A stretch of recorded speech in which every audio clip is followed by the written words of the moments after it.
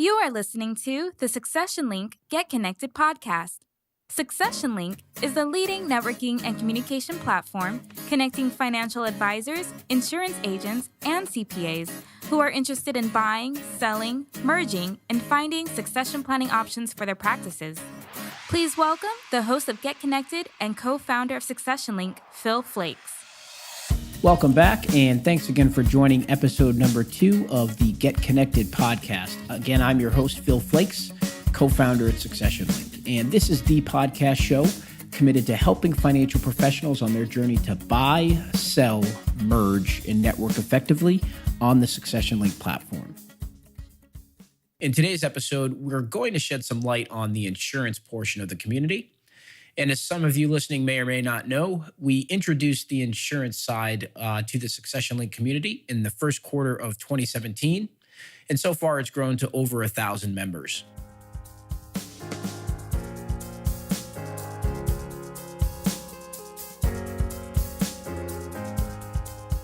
This insurance listing has $40,000 in annual gross revenues and over $400,000 in premiums, and is located in Tucson, Arizona. And you will see that the membership level of this user is basic and fairly recent activity inside of their account. So this member is looking to sell their practice. And so the number of policies that make up this practice that are in force is 500, and the average client age is 50. 90% of the business is renewal business that's generated, and then 10% is premiums. In the overview, this financial professional goes on to say primarily auto and fire agency with life, commercial, and specialty policies as well. And they are a large, well-known company in Arizona, Tucson, Arizona. To break that business mix down a little bit more specifically, the life insurance business is 6%, the auto insurance is 44%, the home insurance is 30%, the commercial insurance is 2%, and then there is 18% that is listed in other. And again, that would more than likely be the fire insurance policies that they have in place and the P&C business that was given and mentioned in the overview as well. So if you are interested and located in Tucson, Arizona, again, it's just over $40,000 in annual gross revenues. The next practice comes to us from Laguna Beach, California, with just over $100,000 in annual gross revenues and $1 million in premiums. This insurance professional is looking to sell the practice, and it's a 50-50 split between premiums and renewals.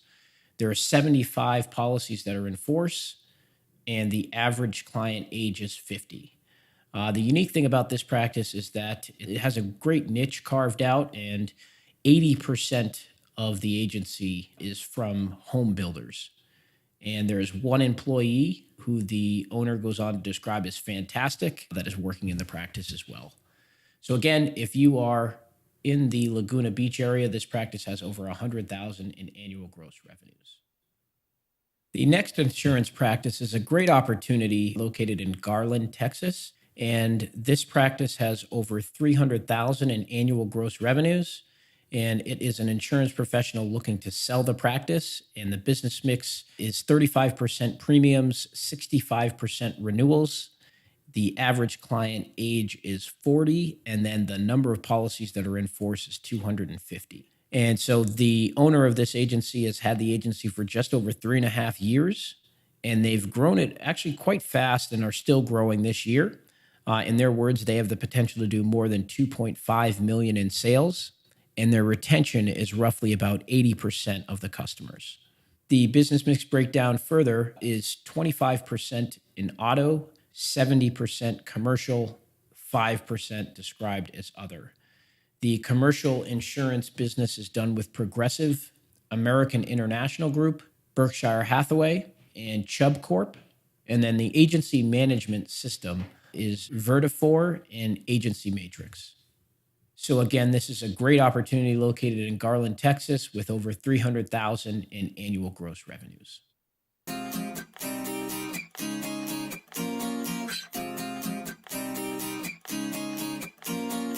Top 10 considerations when selling your agency. If you have come to the conclusion that the best move for agency perpetuation is to sell, then you need to go about the process carefully. A sale can be of huge benefit to both the seller and the buyer when it is done correctly. However, it is easy for the sale to go wrong if you are not careful, and this can result in a disappointing deal for either party, a loss of long-standing clients, and expensive litigation later down the line. With that in mind, here are the top 10 considerations when selling your agency. When thinking about selling your agency, you need to think about how much money you need to retire, as well as how much your agency is worth. A lot of owners need the sale of their agency to keep them in their lifestyle for the next 30 years. It is therefore crucial to set your minimum expectations going forward, and make sure they are realistic.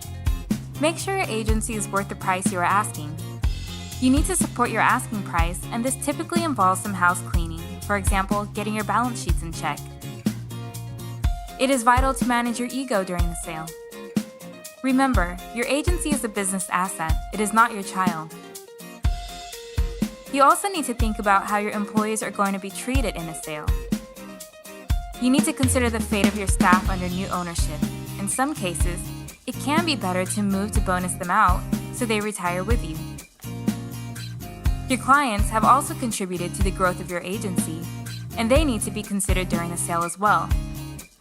You should introduce them to the new owner so that they feel comfortable. It is a good idea to use confidentiality agreements so that you can entertain buyers yet keep it quiet that you are selling your business. If a potential buyer doesn't agree to a confidentiality agreement, don't do business with them. You should also prepare a prospectus. This is a printed document that is sent to anyone interested in buying your firm, advertising the potential investment. It gives buyers the ability to make an offer legitimately. Locating buyers can be difficult. Start with the people you know and trust. It is important to ensure you are in control, not the buyer. Make sure that part of the sale agreement is a balance sheet liquidity audit. This is a binding agreement that makes sure the buyer has the liquidity of the agency until they officially own it. Last but not least, the all-important question: when do you leave? This is entirely up to you. Some people want to retire straight away. Others prefer to continue as a manager or a producer once the business is sold. Thanks for joining another great episode of Get Connected. And if there's anything else that we can do with this show that can help you on your journey to buy, sell, merge, and network effectively on the Succession Link platform, please let us know. Thanks again for joining, and see you next time on Get Connected.